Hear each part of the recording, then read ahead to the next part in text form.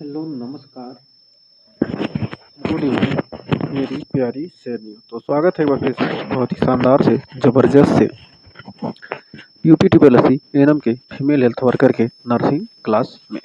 तो स्वागत है एक बार फिर से इस UP triple S C ANM के मैराथन क्लास में। तो मैराथन क्लास हमारी लेक्चर नंबर 33 चल रही है प्रश्नों के महातांडव के साथ, और हमारी एक मैराथन क्लास भी चल रही है एकदम शानदार तरीके से। आप लोगों ने उस मैराथन क्लास को ज़रूर देखा होगा, नहीं देखा तो सुबह में मॉर्निंग में फिर आपको मिलने वाली है।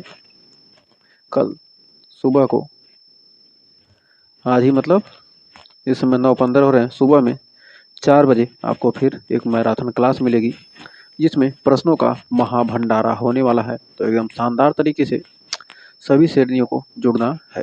तो हमने कुछ टॉपिक कंप्लीट कर लिए थे, 25-26 टॉपिक, 24-25 टॉपिक कंप्लीट हो गए हैं। उसके आगे के टॉपिक हम सुबह को 4 बजे करने वाले हैं। तो सभी श्रेणियाँ सुबह को जुड़ना मत भूलिएगा। तो पढ़ लो, चाहे जहाँ से सिलेक्शन होगा यहीं से, क्योंकि हमने इतना पढ़ा दिया है कि एग्ज़ाम भी सोचेगा कि क्वेश्चन कहाँ से बनाए, कि इतना क्वेश्चन पढ़ा दिया इसने। तो आइए इस मैराथन सीरीज की शुरुआत करते हैं एकदम शानदार ज़बरदस्त तरीके से। तो इस मैराथन क्लास में हम टॉप 50 क्वेश्चन पढ़ने वाले हैं। तो आइए सेशन की शुरुआत करते हैं। और जो हमने मैराथन किया है उसमें 1100 प्लस क्वेश्चन हम पढ़ने वाले हैं। तो 750 क्वेश्चन हमने पढ़ लिया है। तो 750 क्वेश्चन पढ़ लिया है, 400 क्वेश्चन और पढ़ने वाले हैं। तो 410-20 क्वेश्चन और हैं उसमें। तो कल सुबह में 4 बजे जुड़ना मत भूलिएगा, मतलब आज ही सुबह में 4 बजे जुड़ना मत भूलिएगा। तो आइए सेशन की शुरुआत करते हैं फर्स्ट क्वेश्चन के साथ। तो कर एपिडियोमोलॉजिकल ट्रायड में एजेंट से क्या तात्पर्य है? तो एजेंट से क्या तात्पर्य है? तो एपिडियोमोलॉजिकल में एजेंट से क्या तात्पर्य है? तो हमारा यहाँ पर राइट आंसर क्या होगा? वातावरण से रोग उत्पन्न करने वाले कारक से, होस्ट से या प्रतिरक्षा से। तो यहाँ पर राइट आंसर क्या हो जाएगा? तो हमारा कह रहा है इसमें राइट आंसर हो जाएगा ऑप्शन नंबर बी, रोग उत्पन्न करने वाला कारक। फर्स्ट हो जाएगा रोग उत्पन्न करने वाला कारक। तो रोग की उत्पत्ति सीधे जिस तत्व से होती है वही एजेंट कहलाता है। तो बढ़ते हैं आगे। तो कह रहा है गर्भावस्था में बढ़ा हुआ कार्डियक आउटपुट किस तिमाही में अधिकतम होता है? प्रथम, द्वितीय, तृतीय या प्रसव के बाद? तो गर्भावस्था में बढ़ा हुआ कार्डियक आउटपुट किस तिमाही में अधिकतम होता है? तो बढ़ा हुआ कार्डियक आउटपुट किस तिमाही में अधिकतम होता है? तो दूसरे कहा जाएगा ऑप्शन नंबर सी, तीसरे। यानी इस समय रक्त की मांग सबसे अधिक होती है। तो इस समय क्या होती है? रक्त की मांग क्या होती है? सबसे अधिक होती है। तो बढ़ते हैं आगे। अगला क्वेश्चन कर रहा है नवजात में ब्राउन फैट का प्रमुख कार्य क्या है? ऊर्जा संग्रह, तापमान नियंत्रण, हार्मोन स्राव या वृद्धि? तो नवजात में ब्राउन फैट का मुख्य कार्य क्या है? तो हमारा तीसरे का right answer option number B, तापमान नियंत्रण। यह ठंड से बचाने में क्या होता है? सहायक होता है। तो बढ़ते हैं आगे। कर रहा हेल्थ प्लानिंग में बेसलाइन डाटा का उपयोग किस लिए होता है? मूल्यांकन, निगरानी, तुलना हेतु, आधार या रिपोर्टिंग? तो हेल्थ प्लानिंग में बेसलाइन डाटा का उपयोग किस लिए होता है? तो हमारा चौथे का राइट आंसर हो जाएगा क्या? चौथे का राइट आंसर हो जाएगा हमारा ऑप्शन नंबर सी, तुलना हेतु, आधार। यानी आगे से परिणामों से तुलना इसी से की जाती है। तो बढ़ते हैं आगे। कर गर्भावस्था में बढ़ा हुआ GFR किसका संकेत होता है? तो बढ़ा हुआ GFR किसका संकेत होता है? रोग का, संक्रमण का, शारीरिक अनुकूलन या गुर्दा विफलता का? तो हमारा बढ़ा हुआ GFR किसका संकेत होता है? तो गर्भावस्था में जो बढ़ा हुआ GFR होता है किसका संकेत होता है? तो पांचवें का राइट ऑप्शन नंबर सी, शारीरिक अनुकूलन का। तो यह अपशिष्ट निष्कासन की क्या होती है? बढ़ी हुई आवश्यकता को क्या करता है? प्रदर्शित करता है। तो बढ़ते हैं आगे। नवजात में बोरोरिफ्लेक्स का अभाव किस ओर संकेत करता है? सामान्य विकास, तंत्रिका क्षति, अच्छी प्रतिरक्षा या पोषण पर्याप्त? नवजात में मोरो रिफ्लेक्स का अभाव किस ओर संकेत करता है? तो छठवें का हो जाएगा ऑप्शन नंबर बी, तंत्रिका क्षति को। यह केंद्रीय तंत्रिका तंत्र की क्या होती है? समस्या दर्शा सकती है।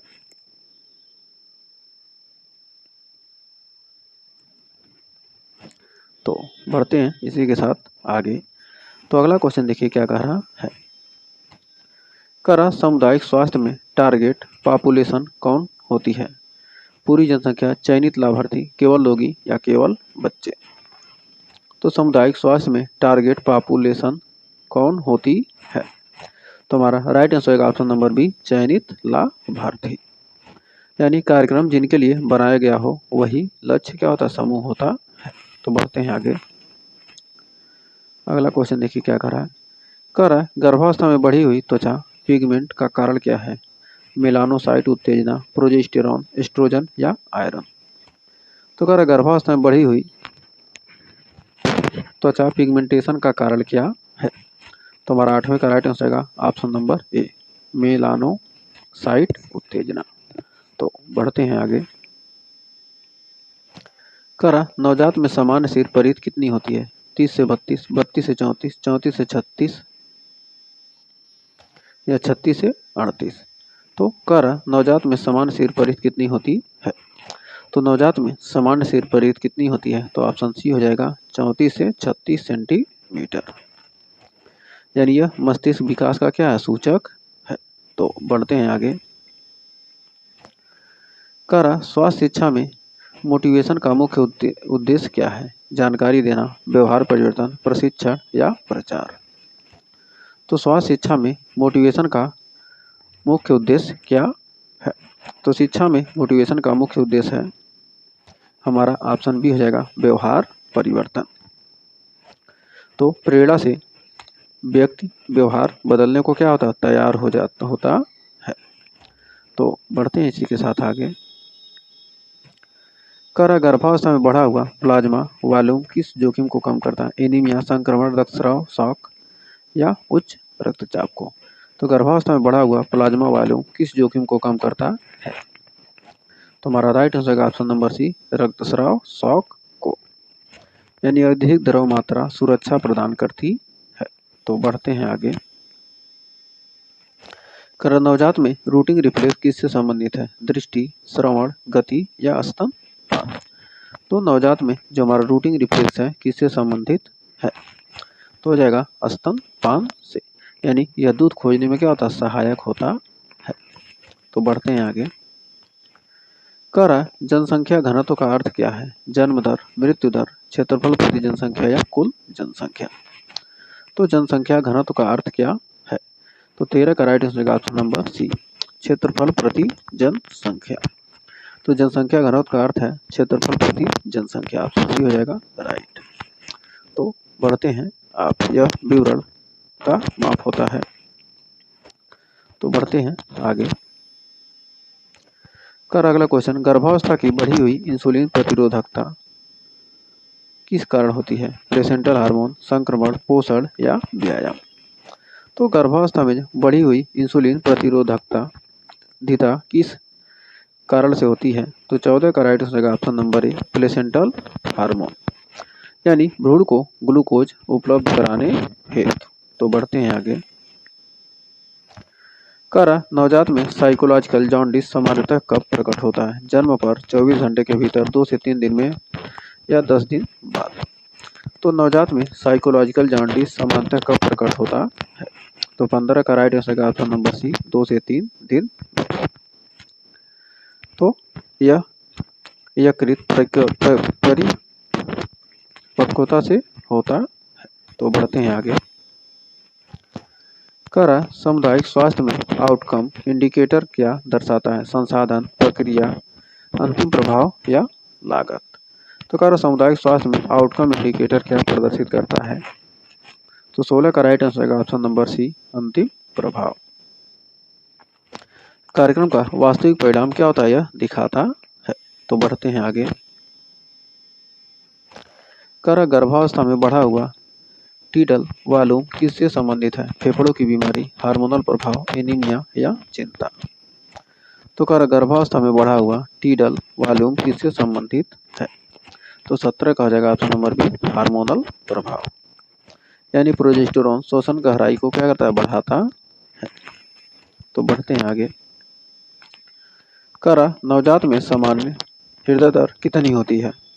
60 से 80 पर मिनट, 80 से 100, 160 से 200 या 120 से 160। तो सामान्य हृदय दर क्या होती है? यह उच्च चयापचय दर को क्या दर्शाती है? यानी 120 से 160 प्रति मिनट। तो बढ़ते हैं आगे। कर सामान्य कार्यक्रम में इनपुट क्या होता है? स्वास्थ्य कार्यक्रम में परिणाम, गतिविधि, संसाधन या मूल्यांकन। तो स्वास्थ्य कार्यक्रम में इनपुट क्या होता है? तो इनपुट होता है, इन्हीं से कार्यक्रम संचालित होता है, यानी क्या होता है? ऑप्शन नंबर सी हो जाएगा, संसाधन। तो बढ़ते हैं आगे। करा गर्भावस्था में बढ़ा हुआ रक्त का थक्का बनने का गुण किससे होता है? संक्रमण, सुरक्षा तंत्र, रोग या पोषण। तो करा गर्भावस्था में बढ़ा हुआ रक्त का थक्का बनने का गुण किससे होता है? तो 20 का राइट हो जाएगा ऑप्शन नंबर बी, सुरक्षा तंत्र से। तो सभी श्रेणियों के शानदार तरीके से आंसर आ रहे हैं, क्या बात है, बहुत ही शानदार, बहुत ही जबरदस्त। तो आप सभी को सेशन पसंद आता तो सेशन को लाइक शेयर करके सब्सक्राइब कर लीजिए और सुबह में 4 बजे जुड़ना मत भूलिएगा। और एक मैराथन क्लास चल चुकी है तो उसको जरूर आप लोग देखिएगा, क्योंकि आपको 38 टॉपिक जो आपका सिलेबस है उसमें पूरे सिलेबस को कवर कराया गया है, तो उससे बाहर एक भी आने वाला नहीं है। तो एक बार इन दोनों मैराथन को जो आज सुबह में हुई थी उसको और जो सुबह में होगी उन दोनों मैराथन को जरूर आप लोग देखिएगा, सिलेक्शन लेना है तो। बढ़ते हैं आगे। नवजात में वर्निक्स केसियोसा का कार्य क्या है? पोषण, तापमान, त्वचा सुरक्षा या श्वसन। तो कह नवजात में वर्निक्स केसियोसा का कार्य क्या है? तो वर्निक्स केसियोसा का कार्य है ऑप्शन सी, त्वचा सुरक्षा। यानी यह त्वचा को एम्ब्रियोटिक दरों से बचाता है। तो बढ़ते हैं आगे। कर सामुदायिक स्वास्थ्य में आईसी का पूर्ण रूप क्या है? इंफॉर्मेशन एजुकेशन कम्युनिकेशन या इंटीग्रेटेड इवैल्यूएशन केयर या इंटरनल एजुकेशन कंट्रोल या इंफॉर्मेशन इन्वायरमेंट कंट्रोल। तो हमारा कर आईसी का सामुदायिक स्वास्थ्य में क्या मतलब है? इंफॉर्मेशन एजुकेशन कम्युनिकेशन, यानी ऑप्शन नंबर ए हो जाएगा राइट। यह व्यवहार परिवर्तन की क्या है? रणनीति है। तो बढ़ते हैं आगे। तो कह रहा गर्भावस्था में बढ़ी हुई भूख का मुख्य उद्देश्य क्या है? वजन बढ़ाना, भ्रूण पोषण, मातृ आनंद या हार्मोन असंतुलन। हार्मोन संतुलन। तो गर्भावस्था में बढ़ी हुई भूख का मुख्य उद्देश्य क्या है? तो राइट आंसर हो जाएगा ऑप्शन नंबर बी, भ्रूण पोषण। तो ऑप्शन नंबर बी हो जाएगा भ्रूण पोषण, यानी अतिरिक्त ऊर्जा आवश्यकता की पूर्ति होती है। तो बढ़ते हैं आगे। कर नवजात में लानुगो हेयर का पाया जाना क्या दर्शाता है? पूर्ण परिपक्वता, असामान्यता, संक्रमण या अपरिपक्वता। तो लैनुगो हेयर का पाया जाना क्या दर्शाता है? तो 24 का हो जाएगा ऑप्शन नंबर डी, अपरिपक्वता, यानी यह प्रीमेच्योरिटी का संकेत हो सकता है। तो बढ़ते हैं आगे। स्वास्थ्य सेवा में एक्सेसिबिलिटी का अर्थ क्या है? गुणवत्ता, लागत, भौगोलिक उपलब्धता या प्रभाव। तो स्वास्थ्य सेवा में एक्सेसिबिलिटी का अर्थ क्या है? तो स्वास्थ्य सेवा में एक्सेसिबिलिटी का अर्थ होता है ऑप्शन नंबर सी, भौगोलिक उपलब्धता। सेवा तक पहुंचने की सरलता को क्या करता है? प्रदर्शित करता है। तो बढ़ते हैं आगे। कर गर्भावस्था में बढ़ी हुई त्वचा ग्रंथियां किस कारण सक्रिय होती हैं? हार्मोनल परिवर्तन, प्रोलैक्टिन, एस्ट्रोजन या संक्रमण। तो गर्भावस्था में बढ़ी हुई त्वचा ग्रंथियां किस कारण सक्रिय होती हैं? तो 26 का right answer option number A, hormone परिवर्तन, यानी शरीर अनुकूलन के तहत ग्रंथियां सक्रिय होती हैं। जो लोग टेस्ट चाहती हैं फ्री में और इस क्लास की पीडीएफ चाहती हैं तो कुछ क्लास की पीडीएफ आपको मिल जाती है जो प्रोवाइड हो पाती है। तो प्राप्त करना चाहती हैं तो आप लोग व्हाट्सअप कीजिए 9839254616। टेस्ट तो 100% मिलेगा, पीडीएफ कुछ क्लासों के करप्ट हो जाते हैं तो पीडीएफ नहीं मिल पाती है, क्योंकि पीडीएफ बनाते समय जो आप क्लास होती है क्लास के हिसाब से और आपको पीडीएफ देने के हिसाब से, क्योंकि आपके मोबाइल में जो सपोर्ट करेगा पीडीएफ वही तो भेज सकते हैं। तो क्लास के हिसाब से कुछ पीडीएफ क्या होती हैं करप्ट हो जाती हैं क्लास लेते समय, तो वो नहीं मिल पाती है, क्योंकि जैसे मैराथन सीरीज चली है जो सुबह में, उसका पीडीएफ सेव नहीं हो पाएगा। क्वेश्चन का चाहिए तो क्वेश्चन का आपको पीडीएफ मिल जाएगा, लेकिन जो आंसर था वो सेव नहीं हो पाया, इसलिए क्या हुआ पीडीएफ करप्ट हो गया। तो आप लोग क्लास देखिए, क्योंकि उसमें 1100 पेज थे, तो 1100 पेज का पीडीएफ बनाना बहुत मुश्किल हुआ और मोबाइल सपोर्ट नहीं किया, और जब एक बार हट गया तो लिखा हुआ सारा कंप्यूटर, तो इसलिए नहीं मिल पाएगा उसका। तो बाकी की क्लास के आपको पीडीएफ मिलते रहेंगे। तो बढ़ते हैं आगे। करण नवजात में समान जन्म वजन कितना माना जाता है? 1.5 से 2, 2 से 2.5, 2.5 से 4 या 4 से 4.5। तो 2.5 से 4 यानी ऑप्शन नंबर सी हो जाएगा हमारा राइट। यह सामान्य वृद्धि का क्या होता है? मानक माना जाता है। तो बढ़ते हैं आगे। कर सामुदायिक स्वास्थ्य में सस्टेनेबिलिटी का अर्थ क्या है? अल्पकालिक लाभ, निरंतर बनाए रखना, उच्च लागत या त्वरित परिणाम। तो कर सामुदायिक स्वास्थ्य में सस्टेनेबिलिटी का अर्थ क्या है?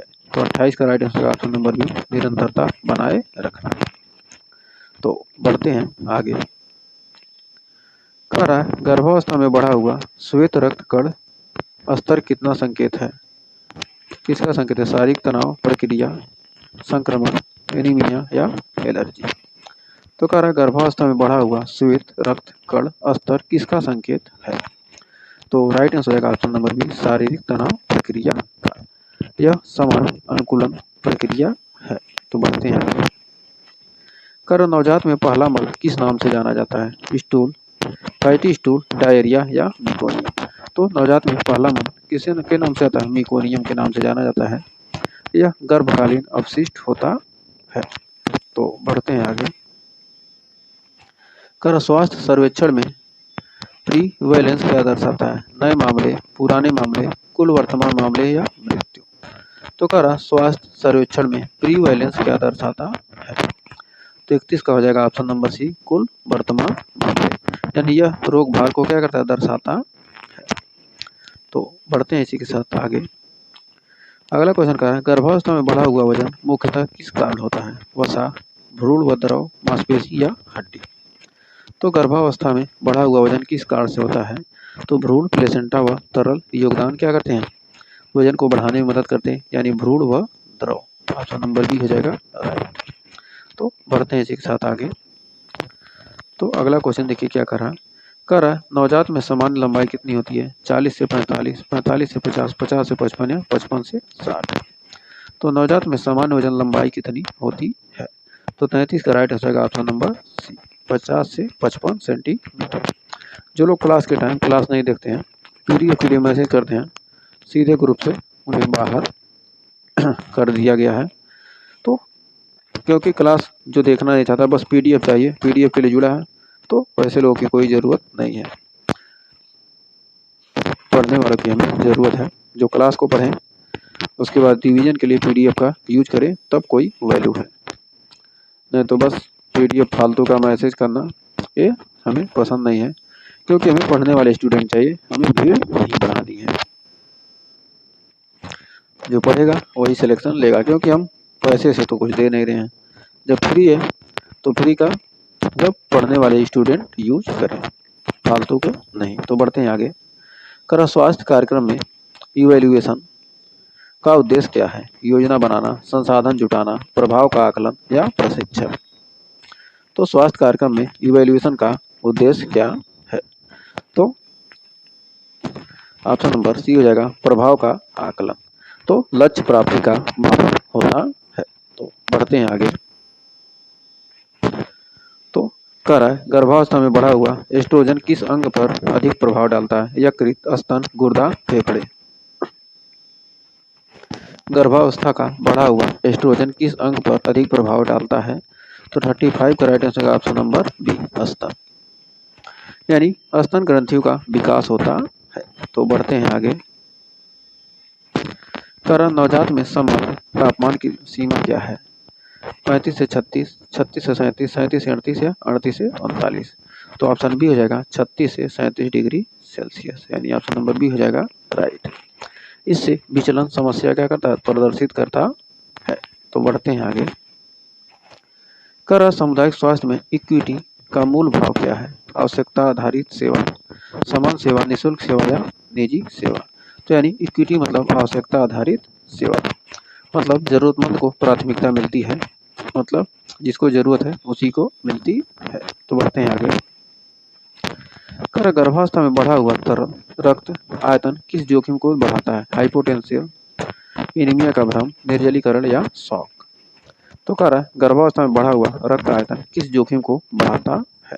तो 38 का राइट आंसर का ऑप्शन नंबर बी, एनीमिया का भ्रम। यानी हीमोडाइल्यूशन से हीमोग्लोबिन क्या होता है? कम प्रतीत होता है। तो बढ़ते हैं आगे। अगला क्वेश्चन कर रहा है नवजात में सामान्य मूत्र त्याग कब होता है? 6 घंटे, 12 घंटे, 24 घंटे या 48 घंटे। तो 24 घंटे के भीतर सामान्य मूत्र त्याग नवजात में होता है और यह गुर्दा कार्य का क्या होता है? संकेत देता है कि क्या कर रहा है? नवजात का गुर्दा अच्छे से काम कर रहा है। तो बढ़ते हैं आगे। कर स्वास्थ्य शिक्षा में ऑडियो विजुअल एड का लाभ क्या है? महंगा, समय अधिक, समय बढ़ाना या सीमित उपयोग। ऑडियो विजुअल ऐड का लाभ क्या होता है? तो हमारा 40 का right answer option number C, समझ को बढ़ाना। यानी बहुइंद्री सीख क्या होती है? संभव होती है ऑडियो से और विजुअल दिखाकर। ऐड जो दिखाया जाता है उससे क्या होता है? बेहतरीन सीख मिलती है और हमारी इंद्रियों को ज्ञान होता है। तो बढ़ते हैं आगे। कर गर्भावस्था में बढ़ा हुआ प्रोलैक्टिन किससे संबंधित है? प्रसव, दुग्धस्राव, रक्तचाप या श्वसन। तो कह रहा है गर्भावस्था में बढ़ा हुआ प्रोलैक्टिन किससे संबंधित है? तो हमारा ऑप्शन नंबर बी हो जाएगा, दुग्ध स्राव। तो यह स्तनपान की तैयारी करता है। तो बढ़ते हैं आगे।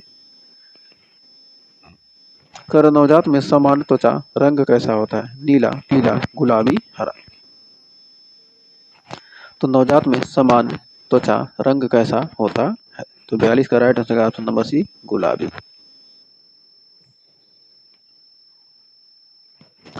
तो नवजात में सामान्य त्वचा रंग कैसा होता है? तो राइट आंसर होगा क्या? गुलाबी। तो बढ़ते हैं आगे। अगला क्वेश्चन क्या कह रहा है? सामुदायिक स्वास्थ्य में रेफरल सिस्टम का उद्देश्य क्या है? उपचार रोकना, उच्च स्तर पर भेजना, लागत बढ़ाना या प्रशिक्षण। तो सामुदायिक स्वास्थ्य में रेफरल सिस्टम का उद्देश्य क्या है? तो रेफरल सिस्टम का उद्देश्य क्या है? तो हमारा सामुदायिक स्वास्थ्य में रेफरल सिस्टम का उद्देश्य क्या है? तो हमारा राइट आंसर है ऑप्शन नंबर बी, उच्च स्तर पर भेजना। उच्च स्तर पर भेजना, रेफरल सिस्टम का उद्देश्य क्या है? उच्च स्तर पर भेजना। तो जटिल मामलों में को उचित स्तर पर भेजा जाता है। तो बढ़ते हैं आगे। गर्भावस्था में बढ़ी हुई थकान का मुख्य कारण क्या है? हार्मोन, संक्रमण, चिंता या व्यायाम। तो गर्भावस्था में बढ़ी हुई थकान का मुख्य कारण क्या है?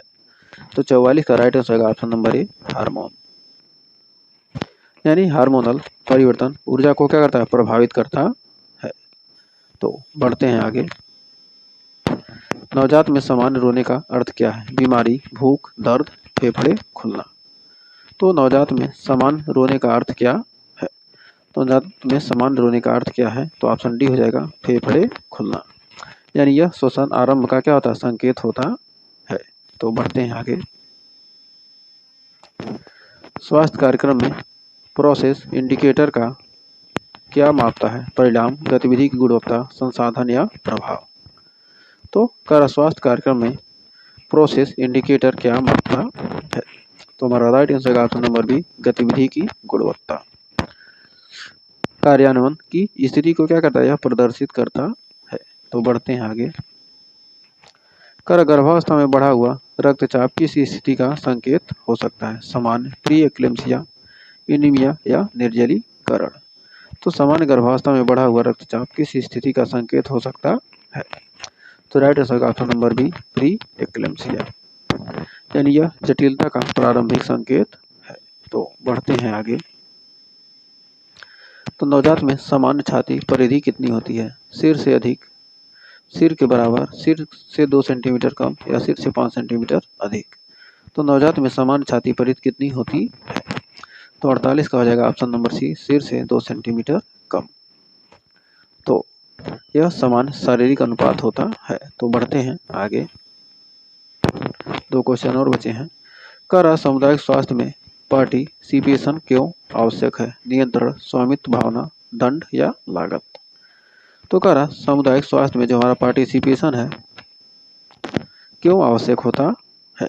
तो समुदाय जुड़ने से कार्यक्रम सफल होता है, यानी स्वामित्व की भावना से। तो बढ़ते हैं इसी के साथ लास्ट क्वेश्चन की तरफ। कह रहा गर्भावस्था में बढ़ा हुआ त्वचा तापमान किस कारण होता है? संक्रमण, हार्मोनल वासोडाइलेशन, बुखार या व्यायाम? तो कह रहा गर्भावस्था में बढ़ा हुआ त्वचा तापमान किस कारण से होता है? तो क्या होता है? हार्मोनल वासोडाइलेशन के कारण। रक्त प्रवाह बढ़ने से त्वचा क्या होती है? गर्म लगती है। तो हमें उम्मीद है यहाँ तक आपको कोई डाउट नहीं होगा और अच्छे से क्लियर हो गया होगा।